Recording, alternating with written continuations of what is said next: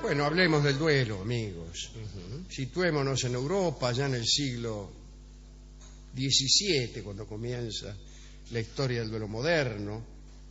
Y allí es donde los enfrentamientos personales empezaron a tener como detalle esencial los buenos modales.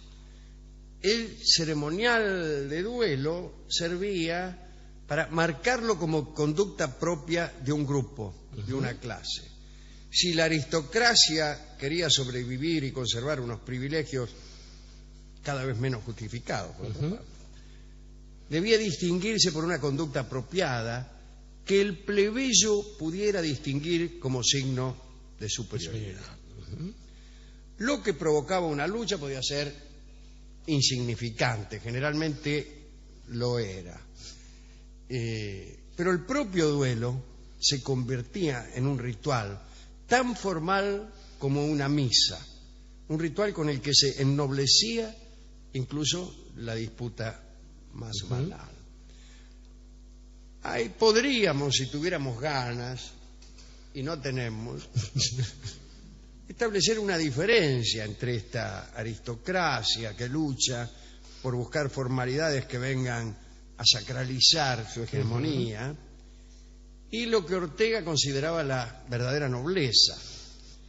Pero es inútil, porque lo que Ortega consideraba la nobleza no es la nobleza ni la aristocracia de la que estamos hablando, sino la nobleza de la superioridad verdadera, de aquel que defiende causas difíciles, de aquel que no le haya gusto a la vida, sino la hace consistir en un esfuerzo. En algo agonal, como decíamos. En algo agonal también, pero en algo agonal que se propone también un fin noble.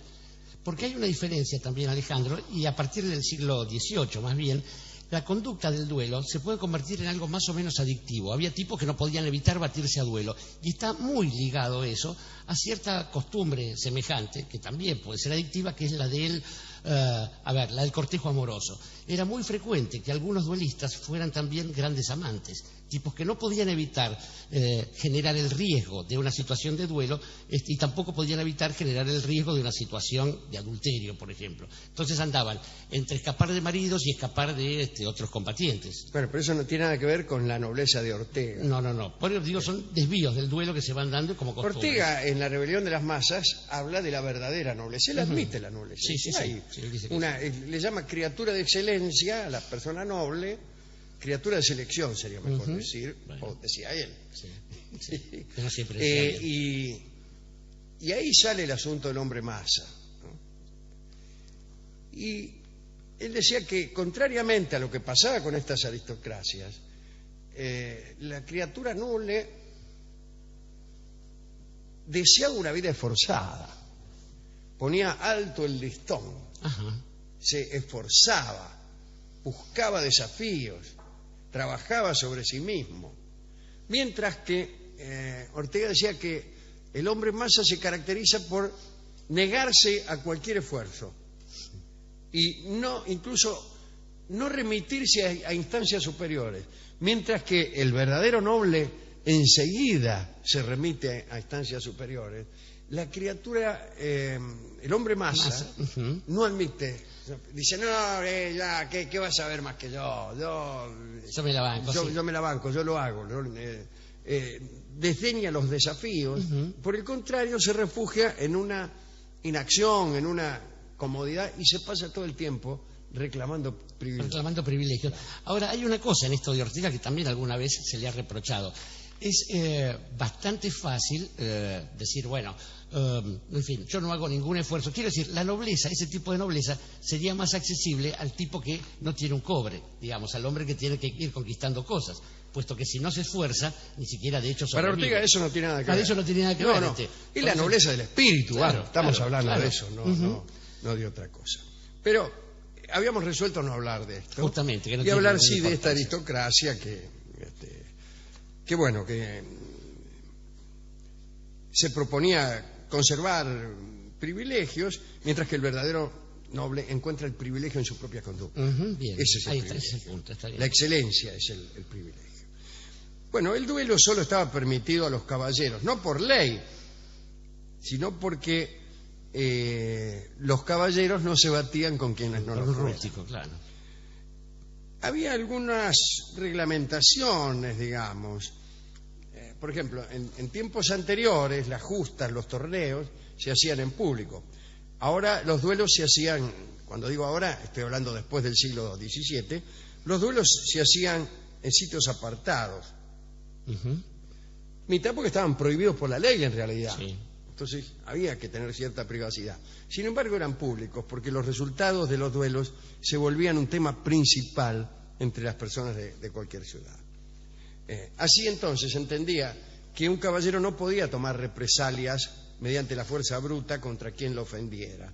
Debían intercambiar tarjetas, designar a su padrino, elegir armas también, ¿no? Los desafíos escritos debían presentarse en un lenguaje cortés. No podías mandarle una tarjeta diciendo te voy a matar, te voy a arrancar la cabeza. No. Los luchadores debían saludarse antes de iniciar el combate. Había testigos, por lo menos los padrinos, testigos cuyo deber era garantizar la transparencia de la disputa. También estaba contemplada la ubicación de los duelistas, etc. En París se hacían, casi siempre se hacían al amanecer en todas partes. En París solían hacerse en los jardines del Palais Royal, que usted debe conocer, sí, señor. Que es el palacio donde vivía Richelieu. Queda en la calle Rivoli. Supongo que en aquel entonces sería un poco más agreste el lugar. Ahora es muy urbano, claro. Efectivamente había unos jardines, pero embaldosados en su mayoría, ¿no? Esos jardines. En una época solían acudir allí las prostitutas de París. Era el lugar central de la prostitución. Pero allí, al amanecer, se realizaban la mayoría de los duelos en París. Y había en los cafetines de los alrededores provisión de pistolas o de espadas de duelo por si alguno se olvidaba. Dice, me olvidé la pistola. Bueno, vamos a pedir una al café de la esquina. Mozo dice... Usted me entiende. También había en esos alrededores algunos pequeños sucuchos, que eran barberías en general, donde oficiaban ese tipo de tareas paramédicas los peluqueros. Digamos, el hacer una sangría, el tapar una herida, el curar una herida después del duelo, ¿no? Así es. Los padrinos decidían cómo se daba la señal para el inicio del combate, que podría ser una palabra, dejar caer un pañuelo al piso, tirar un tiro al aire, qué sé yo. Es más fácil eso. Sí. En Inglaterra solían disparar por turno. Esto es a una distancia. Usted vio algunas películas de cierto rigor histórico donde primero, puestos a una distancia, primero tiraba uno, se tiraba una moneda, ¿no? Primero disparaba uno y el otro se quedaba, y después tiraba el otro. También la otra forma era que el ofendido tuviese el privilegio de hacer el primer disparo. Sí, puede ser. Y entonces, claro. bueno... Eso hacía más sangrienta la cosa, porque si vos no tenías ganas de matar al otro, tenías que saber que después quedabas a merced de su disparo, de manera que una buena medida para asegurarse que el otro no te pegara un balazo era matarlo antes. Claro, también había una modalidad que en la gente noble y valiente además se daba, y era que el disparo se hiciese ostensiblemente al aire. Sí. Ahora uno quedaba a merced del otro. Eso me parece, no sé si gente noble y valiente, ¿no? Y no es una forma de zafar. extorsiva de renunciar al combate, ¿no? Yo tiro al aire, ahora, a ver, tirame. Es eso, como esos tipos que tocan el timbre y en vez de salir corriendo caminan. Como el que se van caminando como diciendo yo no fui. Bueno, pará.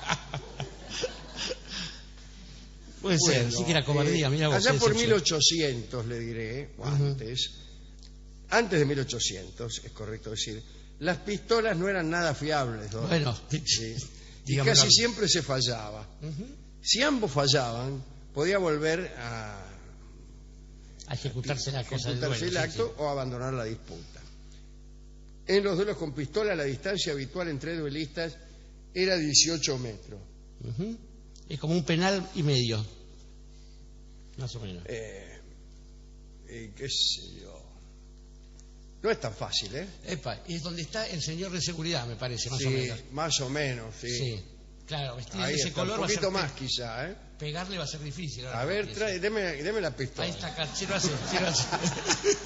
No, quédese quieto, señor, Quédese, si no, no vale. no se esconda, señor. Se las tomó. Mira, chico. Es mucho 18 metros, che. Otro deber de los padrinos era encargarse de que hubiera un médico cerca, aunque no mirando. Tenía que estar cerca, pero no mirando. Tampoco podía haber un cura, porque la iglesia condenaba el duelo. ¿no? Bueno, todos cuidaban sus papeles, cada palabra, cada gesto estaba ensayado con esmero para producir un efecto de impasibilidad, aparecer impasible ante la posibilidad de morir. Esos eran los modales de una clase. El Dr. Johnson decía que la indiferencia ante el accidente era el sello de la buena educación. Extraordinario el Dr. Johnson. Esa es una frase. Mire, señorita. Y pronunciada por un inglés, Sí, claro. está muy bien. Está muy bien. Usted contó la vez pasada este matemático, amigo de este programa, con sus 20 y pocos años, Sí, sí. que a tal punto arregló sus papeles que resolvió las ecuaciones de tercer grado, ¿no? Sí, sí, señor. Bueno, contaremos hoy algún que otro duelo. El primero es de Giacomo Casanova, en Varsovia. Él estaba allí en 1776. Se había hecho amigo del rey Estanislao y fue invitado al teatro. Bueno, Casanova se sentó al lado del Reinaldo en el palco de honor, y en la obra participaba una piamontesa que se llamaba Sofía, de la que Giacomo se enamoró. Cuando la obra terminó, fue a saludarla. Ella le reprochó no haberla visitado antes. Ahí nomás se besaron. ¿Qué tanto andar? Muy bien. Y está muy bien. Encantado. En ese momento entró el conde Granichi, gran oficial de la corona polaca y esposo de Sofía. Todo mal. Entonces detuvo el beso. Momento. Momento. Al grito de "tenga mano", detuvo el beso. Y dijo: "Por lo visto, el señor tiene pretensiones sobre esta dama". A lo que Casanova respondió: "Efectivamente. Importuno a su excelencia". "Muchísimo", dijo Granicki. Tenía los dos voz muy parecidas. Dijo: "Yo la amo también y no me gustan los rivales, no me gustan". Casanova se apartó de Sofía y dijo con ironía que se la cedía a Granicki en ese mismo momento. Sofía puso cara de desagrado y volvió a los brazos de Giacomo, como diciendo: "No, yo quiero estar contigo". Granicki, entonces furioso, ahí eso es lo que más le molestó. Sí. Le dijo a Casanova que era un veneciano podrido y cobarde. O sea, ya empezó a bajar Sí, el nivel de la elegancia. polémica, como la discusión política en la Argentina. Y Casanova le respondió que un cobarde veneciano podía matar a un valiente polaco. Chiste que se que reprodujo fue todo lo largo de la una buena historia. Sí, sí. Bueno, el día siguiente le escribió Casanova a Granicki: "Caballero, anoche en el teatro me insultó sin derecho. Supongo que me aborrece y que por lo tanto desea sacarme de este mundo de los vivos. Sírvase llevarme a un sitio donde mi derrota no pueda hacerlo caer bajo el rigor de las leyes de Polonia". Media hora después recibió una respuesta. El conde Granicki aceptaba el duelo a pistola, y si los tiros fallaban, a espada. Ahí me gustó, ¿no? Está bien. Casanova se presentó sin padrino. Fue así, en pelo. Solari. El conde lo hizo junto a varios ñatos Sí. y presentó las armas. Ya como eligió una, Granicki dijo que garantizaba con su palabra de honor el buen estado de aquella pistola. Y de la otra también. También. Casanova dijo que le iba a probar contra él. Qué tauras los dos. Se ubicaron para disparar. Los testigos dicen que ambos lo hicieron al mismo tiempo. Sí. Solo se escuchó una detonación. Casanova recibió un balazo en la mano, en la que no tenía la pistola, Qué raro. e inmediatamente se la metió en el bolsillo. Por discreción. Granicki cayó al suelo. Casanova corrió hacia él para socorrerlo. En ese momento, los 3 acompañantes del conde desenvainaron sus espadas para matar a Giacomo. ¡Qué miserables! Granicki, con una bala en el pecho, los detuvo con un hilo de voz. ¡Canallas! ¿Cómo? Le dijo, canallas, respeten a este caballero. Me ha matado. Me ha matado, es extraordinario. Sí.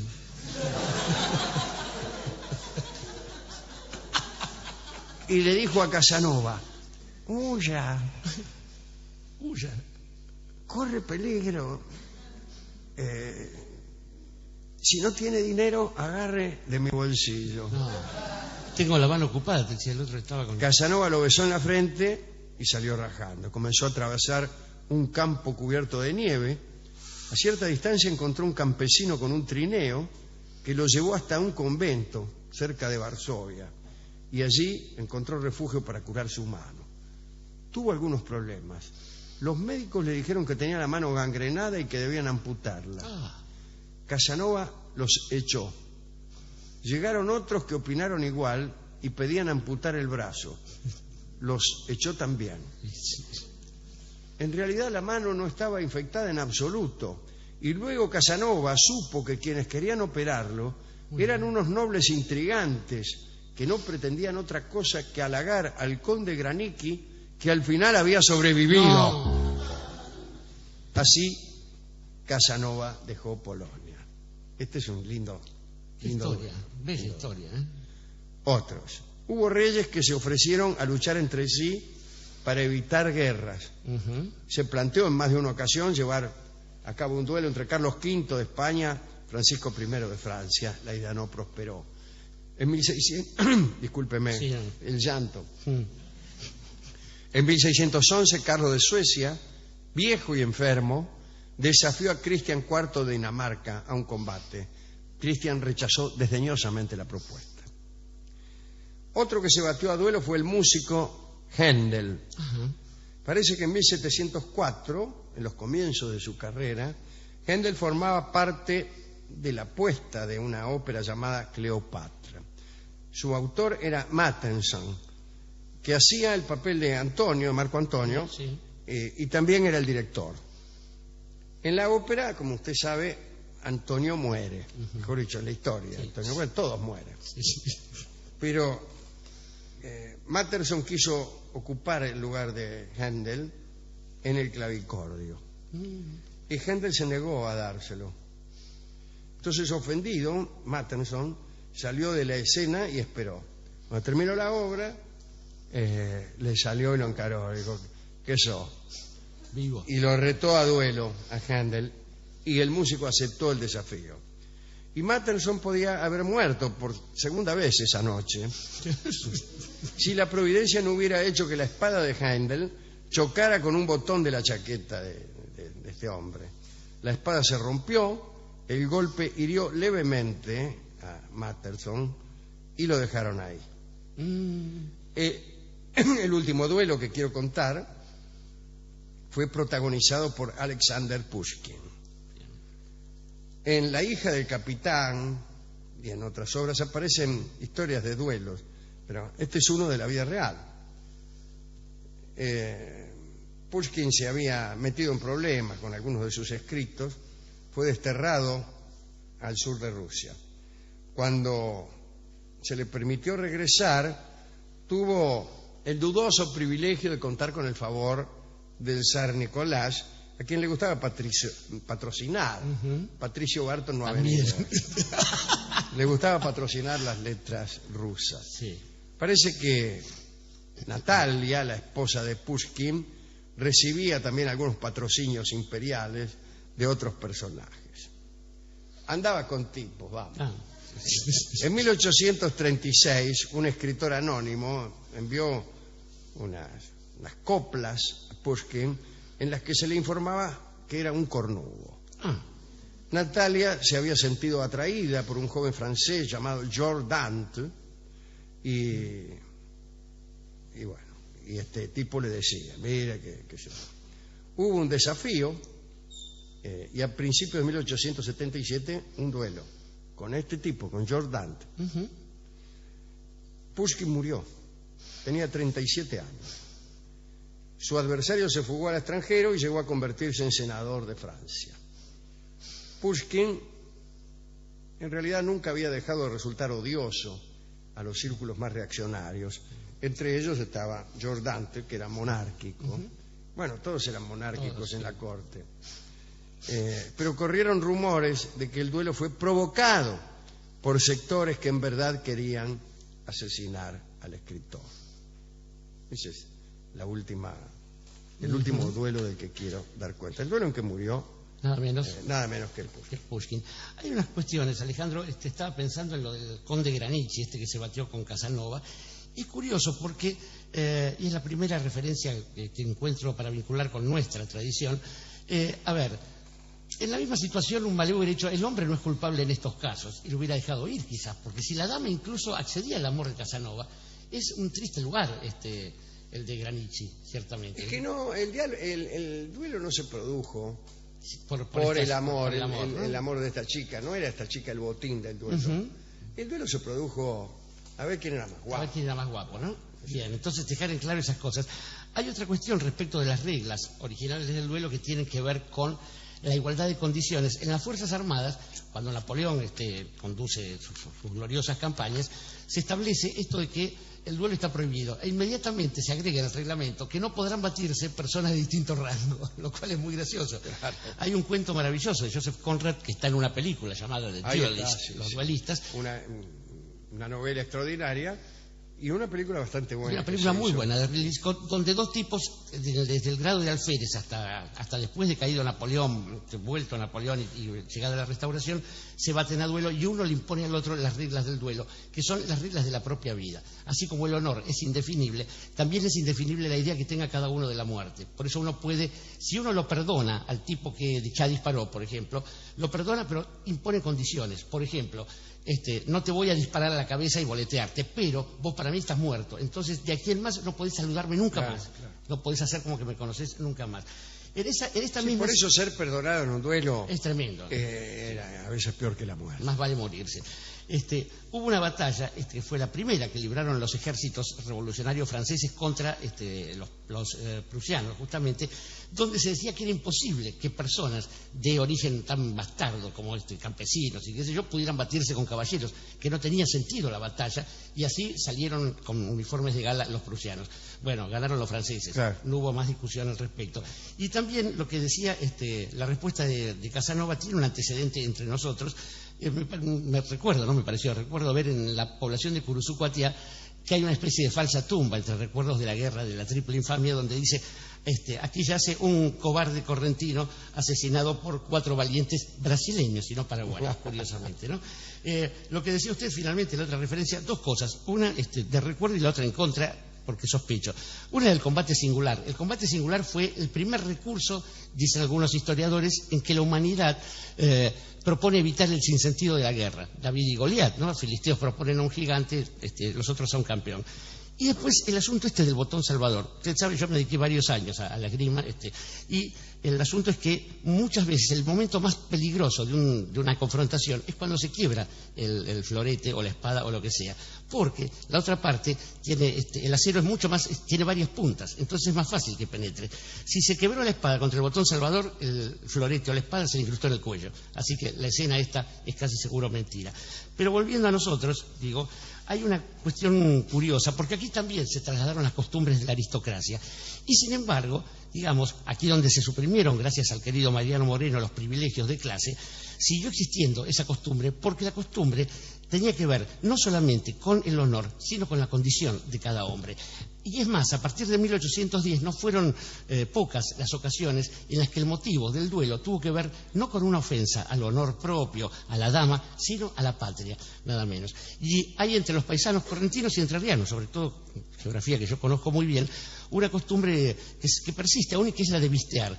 Los chiquilines, cuando empiezan a conocer el manejo de las armas, el cuchillo, lo que acá llamamos el facón, que Un es tizón. la daga florentina, Claro. ¿no? de los europeos, se tiznan el índice con un poco de carbón y así prueban su pericia. Finalmente, bueno, sabemos que con ese tipo de armas es que se batió Martín Fierro en la ficción y cientos de paisanos en la vida real. Y allí no había ningún orgullo de clase, no había otra nobleza que la que da la sangre, la tierra y las causas justas. Allí el motivo del duelo era nada menos que el orgullo criollo. Y Orgullo Criollo es el tango que vamos a escuchar ahora por Horacio Salgán y Ubaldo de Lío.